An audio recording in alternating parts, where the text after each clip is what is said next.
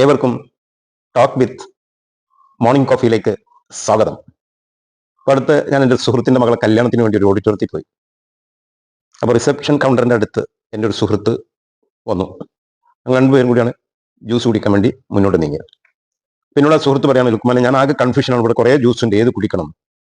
ഞാൻ അവനോട് പറഞ്ഞു, നിനക്കിഷ്ടമുള്ള ഒരു ജ്യൂസ് എടുത്ത് കുടിക്കുക, ബാക്കിയുള്ളതിലേക്കൊന്നും നമ്മുടെ ശ്രദ്ധ പോകേണ്ടതില്ല. എല്ലാം നമുക്ക് കുടിക്കാൻ കഴിയില്ല, എല്ലാം നമുക്ക് നേടാൻ പറ്റൂല. ഇത് നമ്മുടെ ലൈഫിൽ നമുക്ക് അപ്ലൈ ചെയ്യാം. കാരണം ബി എന്ന് പറയുന്നത് ബർത്താണ്, ബർത്തിലൂടെ നമ്മൾ വരുന്നു. ഡി എന്ന് പറയുന്നത് ഡെത്ത് ആണ്, അല്ലേ? ഡെത്തിലൂടെ നമ്മൾ ഇവിടുന്ന് പോകുന്നു. ആ ബിക്കും ഡിക്കും ഇടയിലുള്ള ഒരു സി ഉണ്ട്, ദാറ്റ് ഈസ് ചോയ്സ്. ചോയ്സുകളാണ് നമ്മെ പുരോഗതിയിലേക്കും ഡെവലപ്മെന്റിലേക്കും നമ്മൾ എത്തിക്കുന്നത്.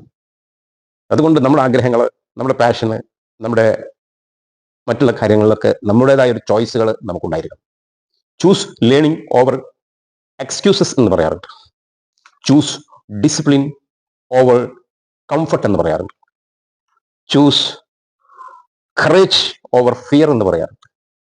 Choose integrity over shortcut എന്ന് പറയാറുണ്ട്. Choose perseverance over giving up എന്ന് പറയാറുണ്ട്. Choose wisely and go forward. Thank you all of U.